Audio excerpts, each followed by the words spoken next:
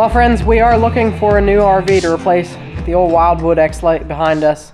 There's a lot of reasons why. I'll tell you, we picked this one originally to fit the truck that we owned at the time. As you guys know, we upgraded trucks, and so now we're looking for something with a little more space for 2 dogs and 2 small children. I think that's a major player, is just a little bit more foot room in the camper. So we're definitely looking at something with a slide. For a rainy day, it doesn't happen that often, but rainy days do happen. You can't control the weather. So just to make it a little bit more comfortable for everybody if we do get stuck inside. It has happened. Yeah. Was it 2 years ago, Chigatig? The whole site was flooded. There was like 5 inches of water. So I just want to show you our campsite.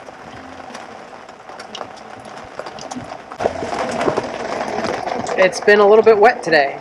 Forgot about that one there when we went up to Kinzua.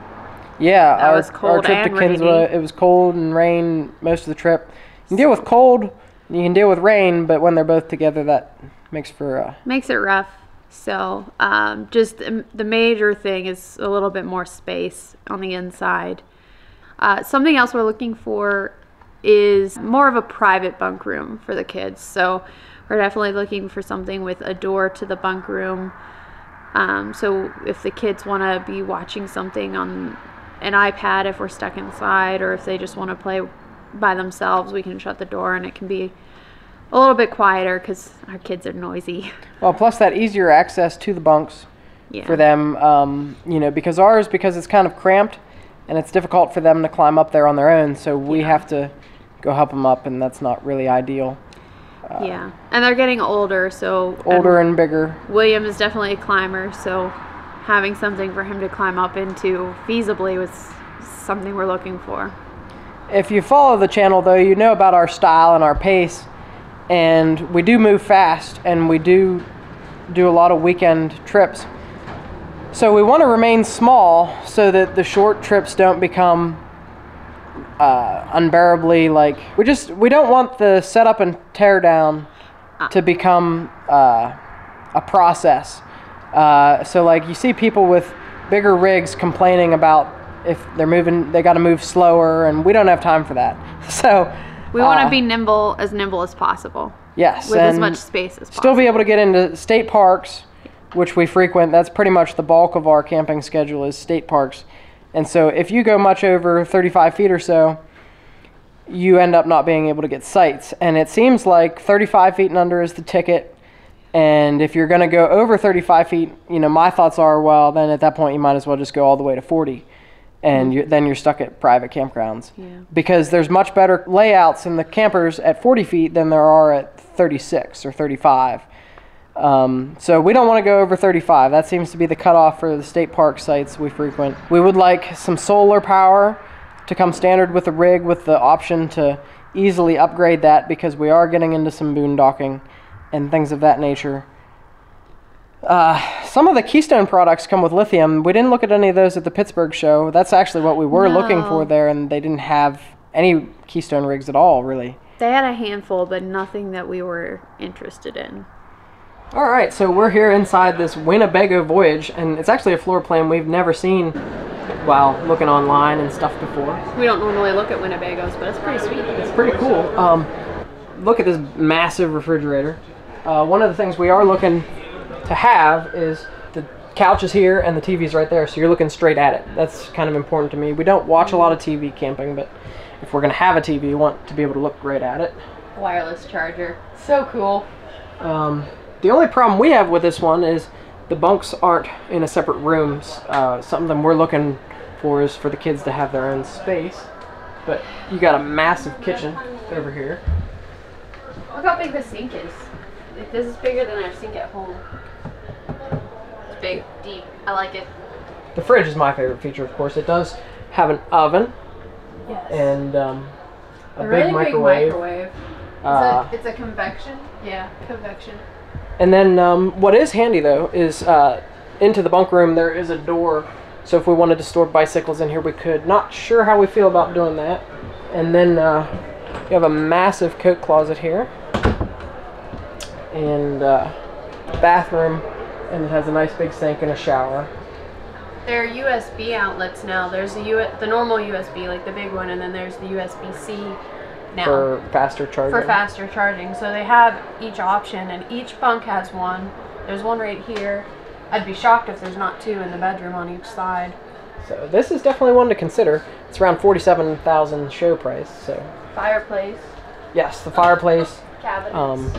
For if we're at state parks and we're plugged into electricity, we can use the fireplace for heat. Sleeper sofa. Very cool. This is nice. Instead of, they have the doors. Instead of having to lift up and dig through the top, you've got the doors. So that's nice. And there's no overhead cabinets right here, so it feels bigger. I like it. What are we in? I don't know what we're in right now, but it's comfy. It's an Astoria, but I don't know who makes it. Is it Forest River?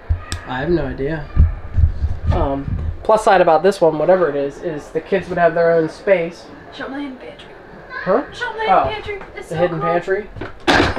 Oh, no. All right, well that's kind of a silly way to latch it, but there's a ton of space in there, and it does have water hookups for washer and dryer, but the latch is stupid. If we bought this, I'd have to fix that, because that's just dumb. Are these magnet? That I Yeah. have no idea. This one has a propane fridge and a tiny microwave and a tiny oven, so those are not pluses to it. It's shorter though, it's 33'9". I think there's potential And for I leaks, think though. the other potential problem is, look at this TV, it hits back there if you got it angled out. So you would have to make sure that your TV is like this. Pushed in, because that would suck if you broke your TV. It does have a fireplace. I don't particularly care for the walk-through bathroom, but it gets you more space in here, and it does have a huge shower.